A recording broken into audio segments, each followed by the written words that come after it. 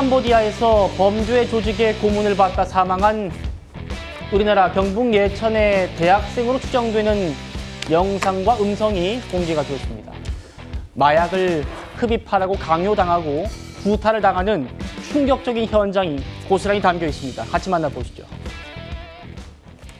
팀장이 소속에서 저랑 같이 거기서 짜고 여기 와서 작업을 하던 도중 팀장님이 하라는 대로 와서 돈 들고 달려 있었습니다. 팀장님이 시키는 대로 일단은 OTP도 재발급하라 해서 다 재발급하고 다 넘겨줬습니다. 쟤랑 쭉 저 걸리네. 마지막 빨리 쭉 더 세기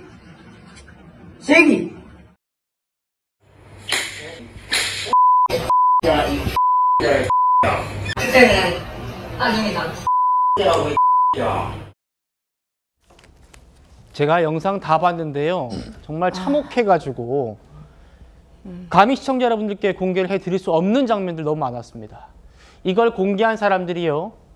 범죄와의 전쟁 2라는 텔레그램 채널인데 임주혜 변호사님, 우리 정부가 늑장 대응한 사이에 시민들이 이런 자경단까지 꾸리는 상황이에요? 그렇습니다. 제대로 된 신상도 공개가 되지 않고 여전히 피해자가 어딘가에 감금되어 있을지도 모른다는 이런 상황 속에서 사실상 어떤 적극적인 대책 나오지 않고 있습니다.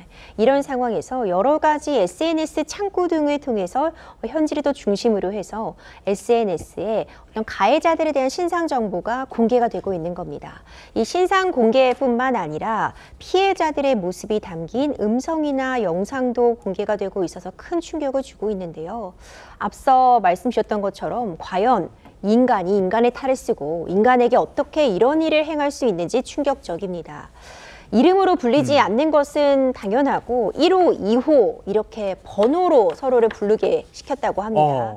이 안타깝게도 목숨을 잃은 이 대학생 피해자 역시 이 안에서는 21호라고 불려졌다고 하는데요.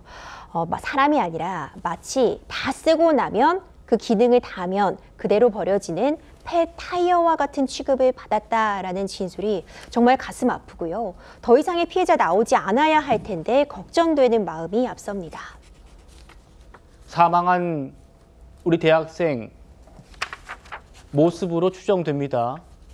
본인의 이름이 분명히 있었을 텐데, 부모님이 지어준 이름이 있었을 텐데 21호 이렇게 불리면서 모진 고문을 받다가 사망했습니다. 이 텔레그램 채널이요, 우리 대학생을 사망에 이를 때까지 고문하고 폭행한 주범 신상도 공개했습니다. 리모 씨, 34세, 조선족이래요. 우리 수사당국은 잘 보십시오. 지금 우리 정부가 늑장 대응을 한 사이에 자경단, 시민들이 범죄 조직이 이곳입니다라고 실체를 폭로하고 있습니다. 자, 변호사님. 육성 증언들도 계속 이어지고 있고요. 심지어 이렇게 주범자가 누군지도 우리 수사당국에게 알려주고 있는 상황이에요. 그렇죠. 어찌 보자면은 제대로 된 수사가 이루어지지 못하고 있다는 그런 불안감, 그리고 피해자들을 빨리 구출해야 된다는 그런 절박함 때문에 현지에서도 여러 가지 제보가 나오고 있는 것 같습니다. 그리고 이미 이 캄보디아에서 이런 납치와 감금, 그리고 보이스피싱 범죄 등에 한국에서부터 고액의 아르바이트라고 속여서 이렇게 인원들을 데려가고 있다는 부분이 어제 오늘 일만은 아닙니다. 네. 지난 7월, 8월에도 이렇게 감금 상태에서 가까스로 일정 부분 돈을 주고 풀려났던 사람들의 신고가 뒤따르고 있었는데 이것이 너무나도 늑장 대응을 하고 있는 것은 아닌가 깊은 우려가 되고요. 여러 가지 진술들 뿐만 아니라 신상이 공개되고 있는데 물론 허위 정보라던가 잘못된 정보들 때문에 오히려 또 2차 가해가 있을 우려라는 것이 존재하겠지만 오죽하면 이런 상황까지 왔는지 우리 시사기관 그리고 외교부 쪽에서도 적극적인 조치 필요해 보입니다. 예, 지금 외교부와 대통령실의 속보가 전해지고 있습니다. 외교부에서 확인한 바로는 우리 국민 80여 명이 지금 캄보디아 내에 안전이 미확인되고 있다라는 거죠. 그리고 내일 캄보디아에 합동 대응팀을 파견하겠다, 이런 얘기를 대통령실이 하고 있습니다. 우리 국민 330명이 지금 실종 신고가 됐다는데 이제서야 정부가 움직이고 있습니다. 조현 외교부 장관은 이런 심각한 상황을 언제 알았느냐. 불과 지난주에 알았다고 해가지고 야당의 큰 질타를 받았습니다. 사망 사건과 관련해서 그 외교부에서 이재명 대통령에게 보고한 시점은 언제입니까? 아마 그 즉시 보고를 했을 것으로 생각합니다. 국민의 안전과 관련된 사항인데 언제 보고했는지도 지금 모르고 계신 거예요? 저는 그때 아마 조지아 때문에 그건 그 뒤고 한미 정상회담 때문에 출장을 갔던 것으로 기억합니다. 이게 굉장히 중요한 사건이다라고 하는 것을 인식한 시점은 언제입니까? 그러니까 지난주 정도인 것 같습니다.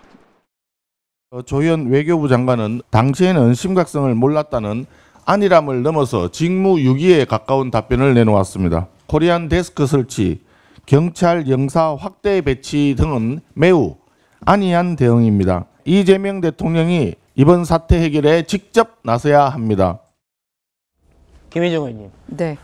올해만 지금 8월까지만 330건의 신고가 지금 접수됐습니다.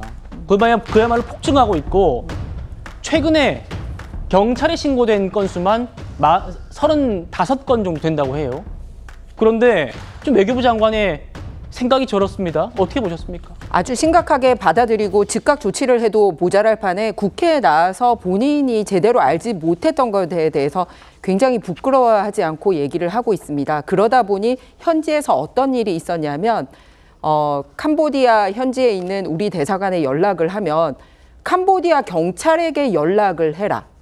또는 지금 우리 근무 시간 아니다. 이런 식의 답변을 했다라는 겁니다. 예. 그런데 이렇게 될 수밖에 없었던 거는요. 보면 지난번 대통령 선거 끝나자마자 캄보디아 대사를 바로 해임을 했습니다. 그러고 나서 지금까지 캄보디아 대사를 임명을 하고 있지 않습니다. 이 부분은 지난번에 우리가 미국과 통상 업무를 할 때도 미국 등 주요국의 대사들 다 불러들인 다음에 외교 공백 만들었는데 캄보디아도 역시 마찬가지인 나라였습니다. 그래서 현지 대사관에서의 대처도 이렇게 미흡했고 또 외교부 장관도 자신이 책임지고 대통령에게 언제 이렇게 보고했다가 아니라 그냥 보고했나 보다 이런 식으로 얘기를 하고 본인이 인식한 것도 그냥 최근에 인식했어요 정도입니다. 그러다 보니 이미 실종되거나 감금된 사람도 문제지만 그런 신고가 들어온 순간에도 사고가 계속 일어나고 있었다라는 데 문제가 있습니다. 예. 비로소 9월 16일 되어서야 이제 여행 관련돼서 심각하게 경보를 한 게 아니고요. 그냥 긴급한 용무 아니면 방문이나 취소 연기하면 이런 특별여행주의보 정도로 그쳤다라는 겁니다. 9월에서야? 네, 9월에서야. 그런데 사실은 6월 말에 전 세계가 함께 캄보디아의 사건에 주목하는 일이 한 번 있었습니다. 국제 엠네스티라는 국제인권단체에서요.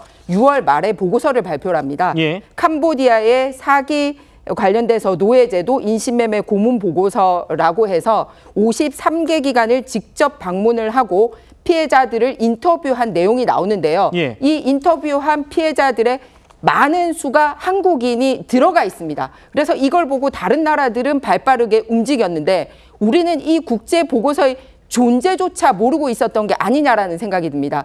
지금이라도 외교부 장관 직을 걸고 모든 정보를 경찰, 국정원 등과도 공유를 해서 예. 철저하게 목숨들을 다 살려서 돌아올 수 있도록 최선을 다해야 할 것입니다. 그리고 국회는 그 부분에 대해서 최선의 지원을 다해야 할 것입니다. 예.